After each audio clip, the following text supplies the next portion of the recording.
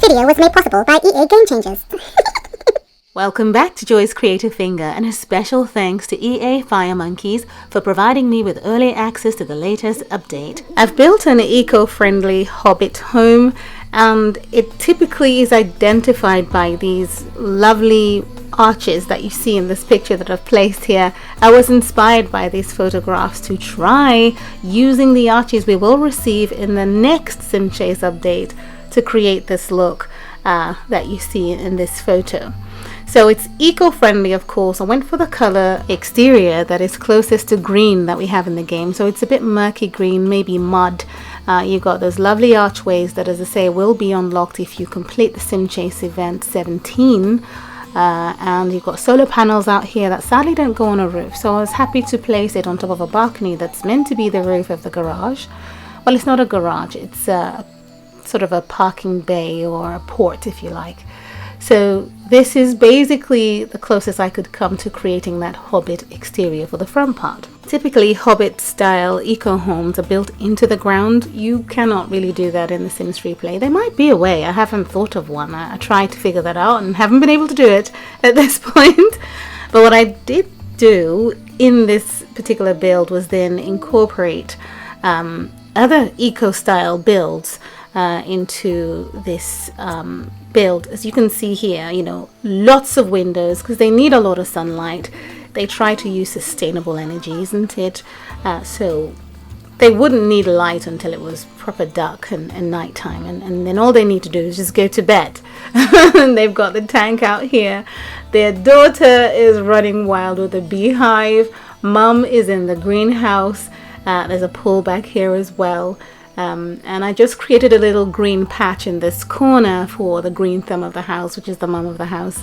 And that's what I've done in terms of what you see for the exterior of this build and the interior, which you're going to see right now anyway. So the patio paving is wood. And then, of course, I wanted to make it interesting and color coordinate. So you've got the black little walkway into the house. And this is Sam, who is the dad of this home.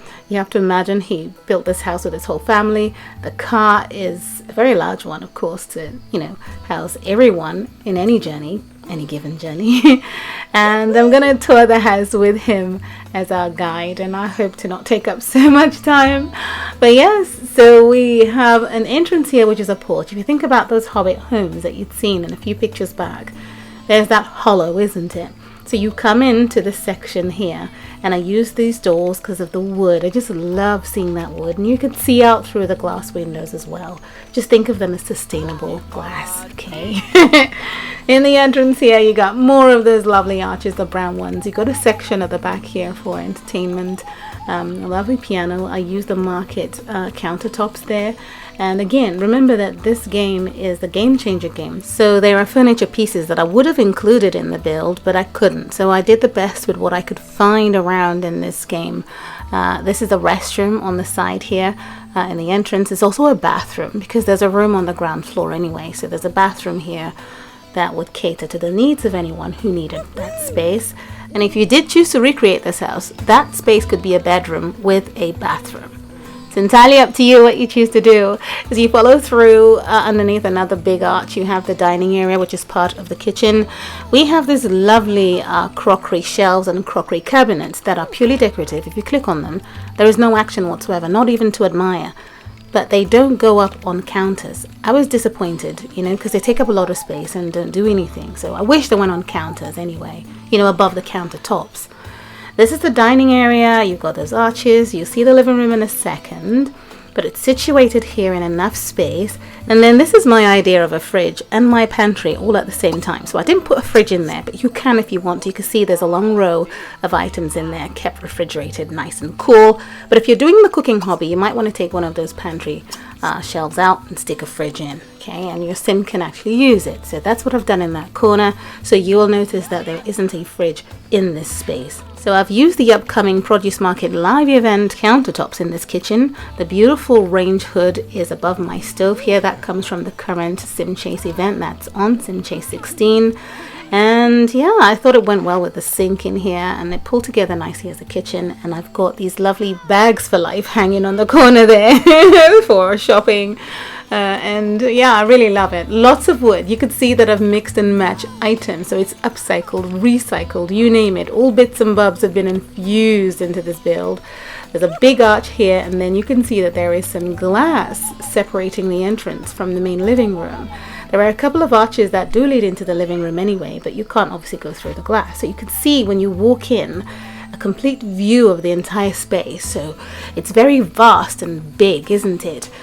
So what I've done is make this area very open and very clear. Lots of wood, lots of panels everywhere, and you can almost see everything in one go. That was the feel that I wanted. I'd seen a number of homes online that are eco-friendly, and that's the touch that I wanted. That's the feel that I get.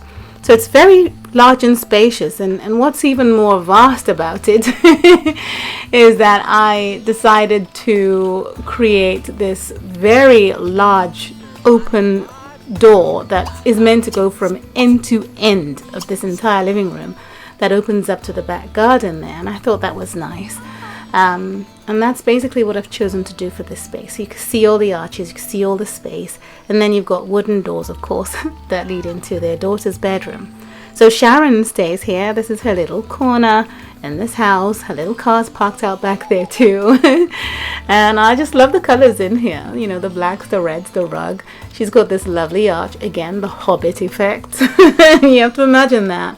What I was trying to do was suggest that the light was coming from the roof, which is the soil, isn't it? And so somehow, she's parked up top, but you can actually look down into her room, and see maybe the tip of her bed. So the building is supposed to be underground somehow.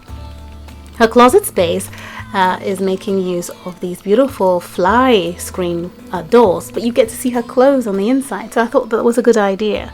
So that's Sharon's space. She stays downstairs and feels very independent. She's a teenager, and is the older of two teenagers in this house. You'll see him. So there she is, taking off and fooling around with the bees until she gets badly stung. We hope not. And her mom, Agatha, is inside of this greenhouse. She is the green thumb of this family, and so this is her spot. This is her place. Her arms going through the glass. Ooh, that gave me the heebie-jeebies. But yeah, this is where she spends hours and hours, and if you unlock this, of course, you can get your sim to live there if you want. That's the beehive and other bits and bobs that you can hope to unlock in this event, okay? The sunflowers, the sprinkler that doesn't work. You've got the water tank there. These lovely purple sunflowers was my choice anyway. The yellow ones are also part of what you will unlock. And this is where I chose to keep the hose instead of by the house. It's also purely decorative too, the hose reel anyway. So here's an overview for this house that's meant to be somehow underground. And I know you could do that if you want. It would just be boring as a build just to be underground without, the hill effect. So we're upstairs now, and this is a well-lit space, as I say, because of all those glass windows. It's a double height room. Again, I had seen this in another picture on Google, for real homes that are eco-friendly. And I just couldn't help seeing how vast the inside of the build was. Lots of space, less walls, more open plan, and so on. I think that has to do with eco-friendly living, okay? So you could see that they have a great view of the outdoors, and a lot of light would, rush in. So just assume that the chandelier here is purely decorative. Of course, the energy they use is sustainable, and they're using solar panels. But this is the way out to those Hobbit type windows or exterior bits that you saw at the beginning. So it's accessible, it's not purely decorative, and the ones down below are just basically porches, so you could sit underneath there if you want. So it's like a layer, isn't it? All the way to the top bit there. It's like a cake of arches. And I had fun putting that together, I have to say. Now we're back into the house, and on the side here is a door that leads to a family bathroom. And what I did do was ensure that there was no bathtubs, because again, when you're trying to save water and live green, you want to use less water as well. So they use showers in this house. That's the window located there, and again I wanted it to be tucked away, so that's why you don't see it from the front part, but they have it. Okay, so sunlight does come in. Here is another corridor across the mezzanine, and at the far end of that corridor is the door that leads into their son Julian's bedroom. Okay, so he's got darker wood on his floors. He's got that lovely rug that's placed at an angle that comes with the event that gives you the large archways. That's Sim Chase 17, feuding families. Hopefully there's no feuding going on in this family, but hey, that's a must. That's the closet. And of course he's got the darker wood tones in here, and he's got white bedding. I love his room. I really like the colors in his space, and I just love the tons of wooden bits and pieces here and there, and lots of books. He's a study bunny. Okay, he likes to study, read. He's always online.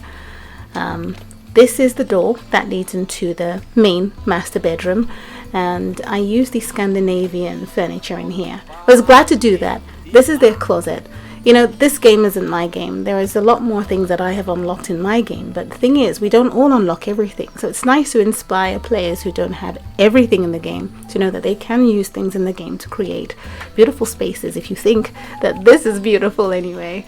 So this is a sort of dressing area. Again, the windows are to the side. If you're thinking about the Hobbit effect, that you're down below in the ground somehow, the windows or the light is coming from outside. It sneaks in from the side into the space. It's not direct.